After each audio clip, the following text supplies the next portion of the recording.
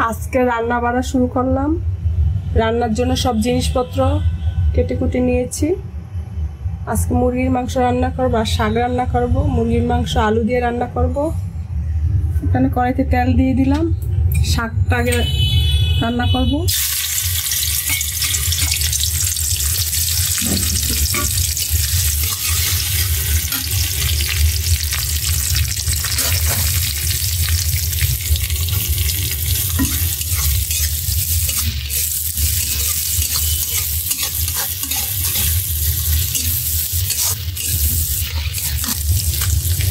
দুইটা শুকনো মরিচ দিয়ে দিলাম।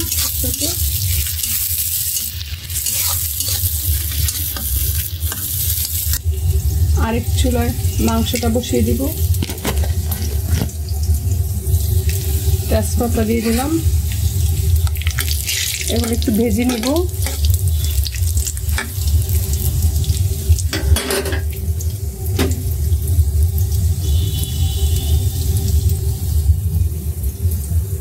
বাহিরে অন্ধকার হয়ে আছে, বৃষ্টি আসবে।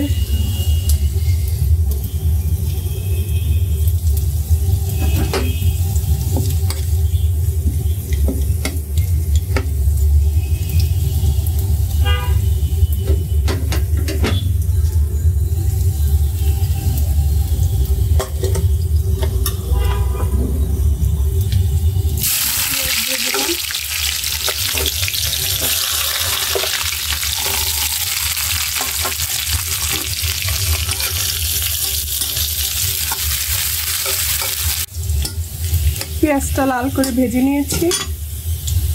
আদা রসুন বাটা দিয়ে দেবো।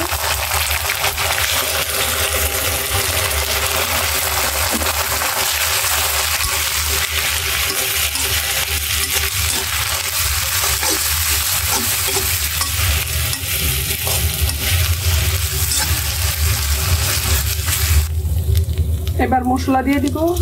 সব রকমের মশলা নিয়ে পেস্ট বানিয়ে নিয়েছিলাম, সেটা দিয়ে দিলাম। একটু পানি দিয়ে দিব বাকিটা দিয়ে।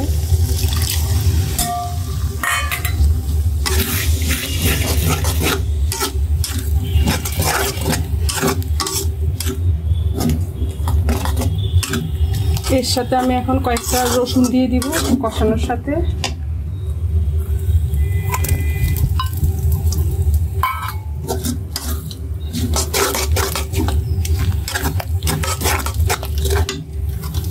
পেঁয়াজটা ভাজা হয়ে গেছে, তো শাকগুলি দিয়ে দিব।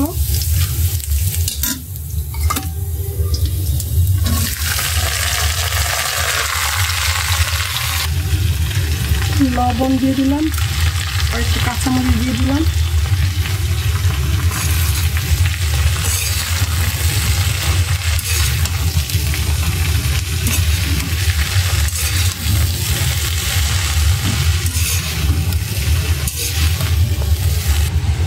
শাকটা একটু ঢেকে দেবো নরম হওয়ার জন্য।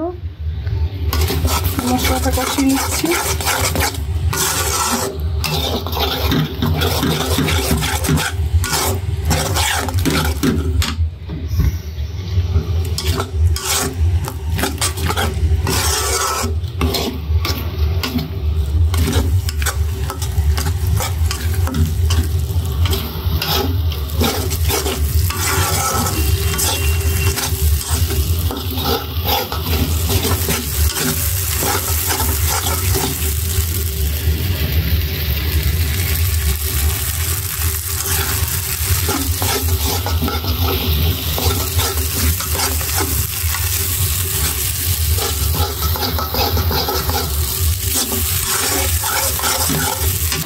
এই যে মেয়ে স্কুল থেকে আসছে, এখন বৃষ্টিতে হাত দিয়ে দাঁড়িয়ে আছে।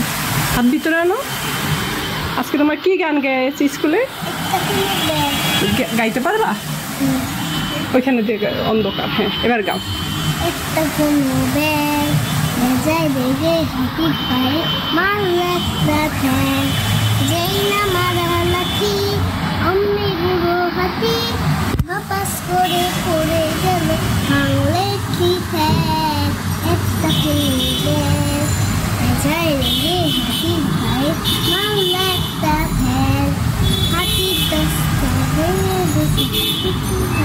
পারো না?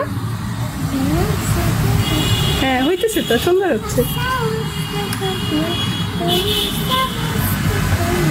গুড, সুন্দর করে গেয়েছ। আর বৃষ্টিতে হাত দিও না, এখানে বাইরে হাত দেওয়ার দরকার নেই, বুঝছো? হাত দিও না, দাঁড়িয়ে দাঁড়িয়ে এমনি বৃষ্টি দেখো, হাত দেওয়ার দরকার নেই, বুঝছো?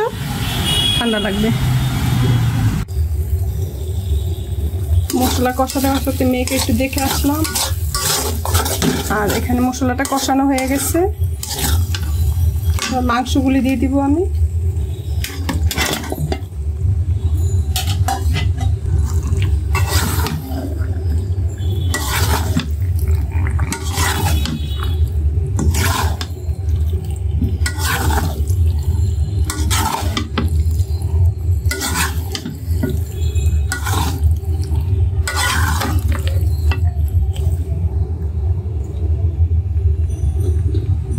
আলুগুলিও দিয়ে দেব মাংসের সাথে, একসাথে কষিয়ে নেব।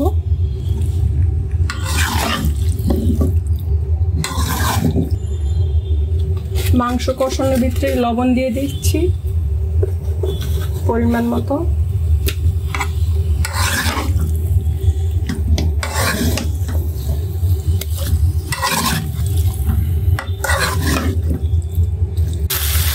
মাংসটা অনেকক্ষণ কষালাম, এবার পানি দিয়ে দিচ্ছি।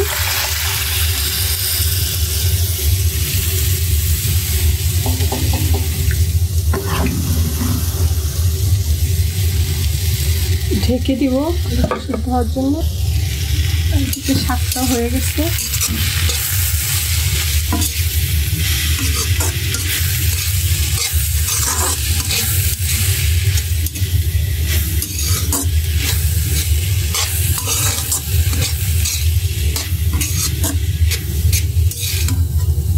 শাকটা নামিয়ে নিচ্ছি। নামানোর আগে একটু জিরা ভাজা দিয়ে দিলাম।